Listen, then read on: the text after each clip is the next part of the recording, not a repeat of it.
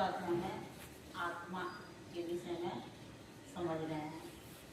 एक ऋग्वेद के चतुर्थ मंडल में एक मंत्र आता है, ओम हंसः शुचिषत् वसु अंतरिक्षषत् होतावेदिषत् अतिथिर्दुरोणषत् नृषत् वर्षत् व्योमषत् अब्जा गोजा ऋतजा अद्रिजा ऋतम बृहत्। इस मंत्र में कहा गया कि हंस आत्मा को कहा गया है।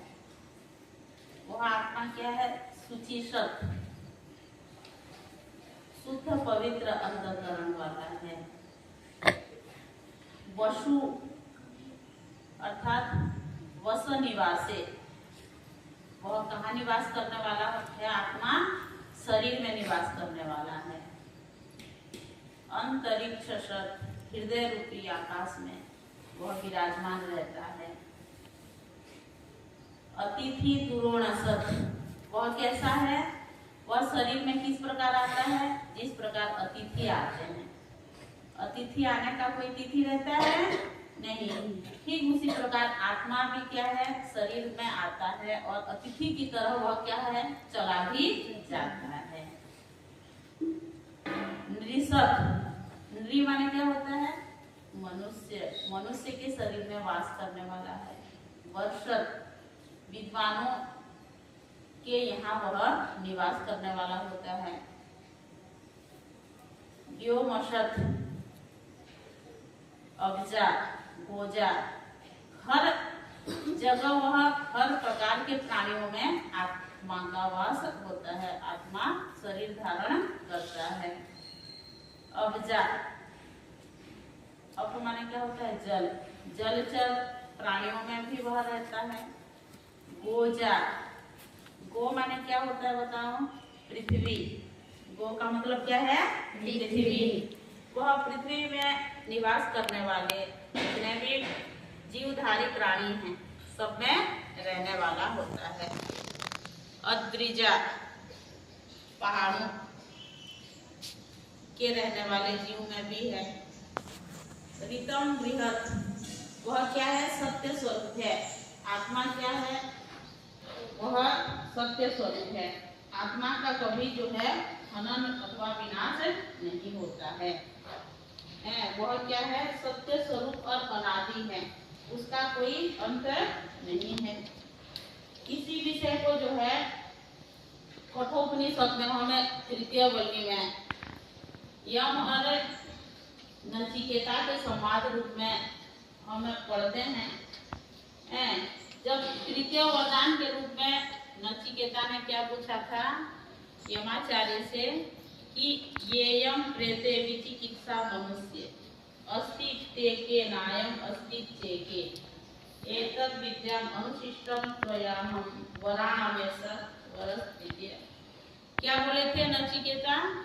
कि यमाचार्य से बोले थे कि येयम प्रेते विचिकित्सा मनुष्य, कि लोगों की ये सोच है कि मरने के पश्चात आत्मा कहाँ रहता है।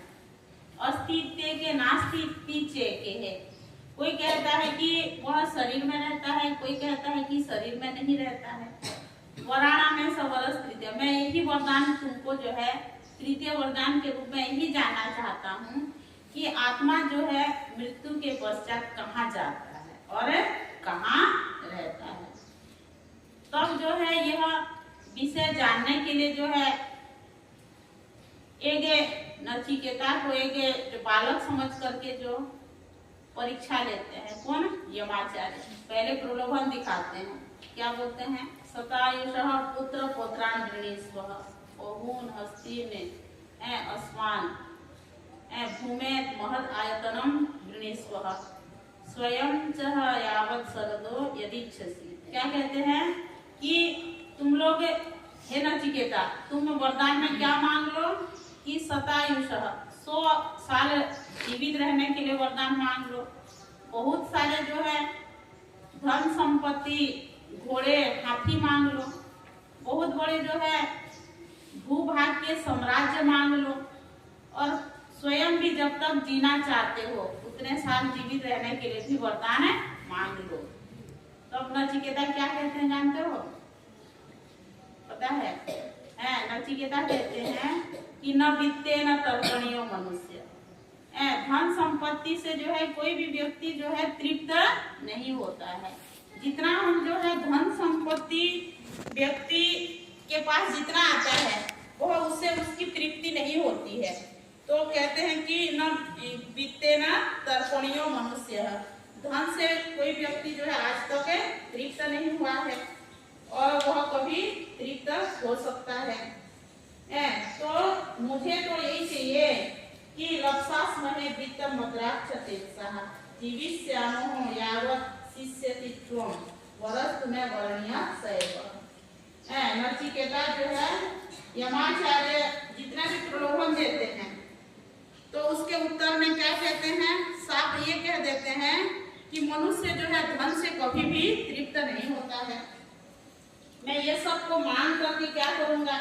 केवल 100 वर्ष तक का समय आत्मज्ञान की प्राप्ति के लिए भी जो है हम 100 साल भी जीवित हो जाएं तो भी वह क्या है? बहुत कम है।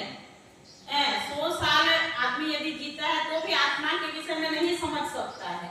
तो मैं तो यही वरदान को ही मांगूंगा, मुझे यही विषय को ही समझाओ कि जो है जिसको जान करके व्यक्ति जो है जन्म मरण के बंधन से छूट जाए, मुझे यही उत्तर चाहिए। कौन किसको बता रहे हैं? नचिकेता यमाचार्य को कहते हैं मुझे तो वही वरदान चाहिए। क्योंकि जो है कहते हैं कि मनुष्य शरीर स्वस्थ रहे तो कम से कम 100 वर्ष की आयु होती है और 100 वर्ष की आयु में भी हमें ढंग से जो है आत्मा को नहीं जान सकते। तो मुझे जो है ये समय भी बहुत कम है, तो मुझे इस कीमती समय में मनुष्य शरीर में मुझे ये उपदेश करो, ये शिक्षा दो कि आत्मा जो है मृत्यु के पश्चात कहाँ जाता है और क्या है। आत्मा के विषय में जो है गीता में भी क्या कहा गया है? नहन्य देहन्य माने शरीर है।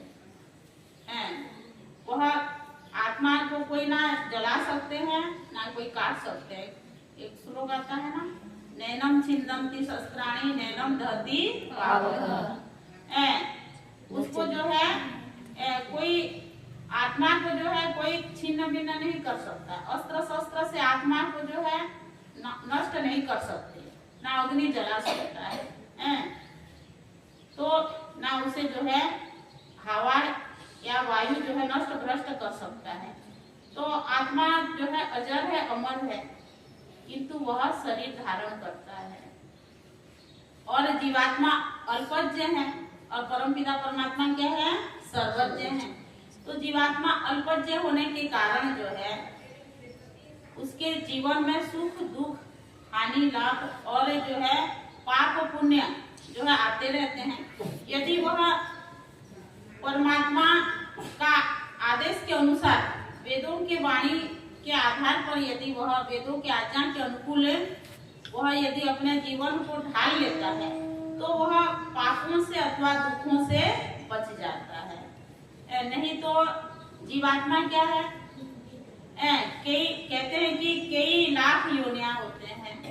जैनियों के वहाँ वर्णन किया गया है कि 84 लाख योनि है। कई प्रकार के हैं। देखो, जल में रहने वाले, नभ में रहने वाले, हर प्रकार की जगह में रहने वाले कई प्रकार के हैं। जलचर, स्थलचर, नभचर जितने भी हैं, सरीसृप, कीट पतंग इत्यादि की यदि हम गिनती लगाते हैं जो है 84 लाख से भी अधिक है। तो उस सब में जो है मनुष्य का शरीर क्या है? सर्वश्रेष्ठ है, सर्वोत्तम है। मनुष्य शरीर धारण करके ही जो है मनुष्य जो है आत्मा और परमात्मा के विषय में जानने और समझने में जो है सफल हो सकता है। और यदि मनुष्य शरीर पा करके यदि व्यक्ति जो है आत्मा और परमात्मा को नहीं जाना, नहीं समझा, अनुभव नहीं किया, तो बार बार जो है हमें क्या होना पड़ेगा? जन्म मृत्यु के बंधन में चक्कर काटते रहना पड़ेगा। तो इसीलिए जो है ऋषि मुनि महापुरुष जो है साधु संत जितने भी हुआ करते थे, ज्ञानी जन, विद्वत जन, वे सभी जो है अपने जीवन में तब त्याग तपस्या करके जो है आत्मा और परमात्मा को जानने और समझने की जो है हमेशा चेष्टा क्या करते थे, क्योंकि उन्हें पता था बार बार जो है जन्म लेना, मृत्यु के प्राप्त होना, जन्म लेना, मृत्यु को प्राप्त होना, ये एक प्रकार का जो है यंत्रणा है। तो इससे छुटकारा पाने के लिए जो है हमेशा चेष्टा करते रहते थे। तो इसमें जो है नचिकेता ने भी जो है क्या कहा कि ये मनुष्य शरीर मिला है, पता नहीं कितने वर्ष का है, और ये थोड़ा सा ही समय है, तो इस थोड़ा सा समय को जो है मैं भोग विलास में जो है व्यर्थ करना नहीं चाहता, भोग विलास के चक्कर में फंसना नहीं चाहता। मुझे तो यही बताओ कि आत्मा जो है मृत्यु के पश्चात कहाँ जाता है, क्या करता है, मुझे तो इस विषय को ही जानना है। और उस विषय में जो है यही लंबी कहानी जो है समझाते समझाते जो है यमाचार्य ने नचिकेता को उपदेश के रूप में दिए हैं। तो इस प्रकार जो है आत्मा के विषय में ये ऋग्वेद में क्या कहा, हंस, आत्मा को क्या कहा, हंस है, और वह हर जगह निवास करने वाला है और अतिथि के तरह वह रहने वाला है। शरीर में आता है, अतिथि की तरह वह चला भी जाता है, और वह अनादि है, शुद्ध है, पवित्र है और शरीर में रहने वाला है। इस प्रकार आत्मा को हमें समझने के लिए चेष्टा करते रहना चाहिए।